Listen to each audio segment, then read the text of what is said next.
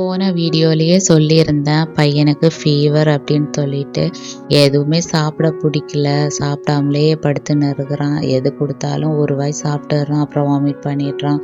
சரி மருந்து கொடுத்தாச்சுன்னா ஏதாச்சும் சாப்பிடணும் இல்லையா, அதனால கொஞ்சம் கொஞ்சமாக ஏதாச்சும் கொடுத்துட்றேன். கொஞ்சம் கொஞ்சமாக சாப்பிட்டுக்கிறான்.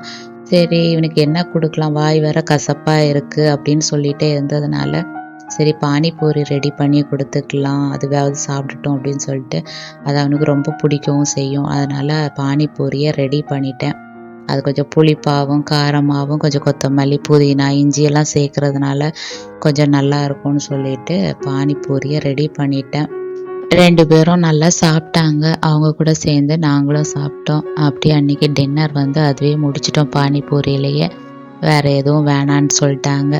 யார் யாருக்கெல்லாம் பானிபூரி பிடிக்குமோ அவங்க கமெண்ட் பண்ணுங்க. இந்த ஃபீவர் வந்தாலே பசங்க எதுவுமே சாப்பிடாது. நம்மளுக்கா இருந்தாலும் சரிதான், பசங்களுக்கும் அதே தான். என்ன சாப்பிட்றது, என்ன கொடுக்கறது, அவங்களுக்கு என்ன சாப்பிட்றது அப்படின்னு ஒரு இதில் இருக்கும். நமக்கு எது கொடுத்தா நல்லா சாப்பிடுவாங்க அப்படின்னு ஒரு யோசனையாகவே நம்மளுக்கும் இருந்துக்கிட்டே இருக்கும். அதனால இந்த ஃபீவர் வந்தாச்சுன்னா ஒரு பெரிய சேலஞ்ச் தான் நம்மளுக்கு, பசங்களை தேத்தி எடுக்கிறதுக்கு. இந்த வீடியோ பிடிச்சிருந்தா லைக் பண்ணி சப்ஸ்கிரைப் பண்ணுங்கள். பாய்.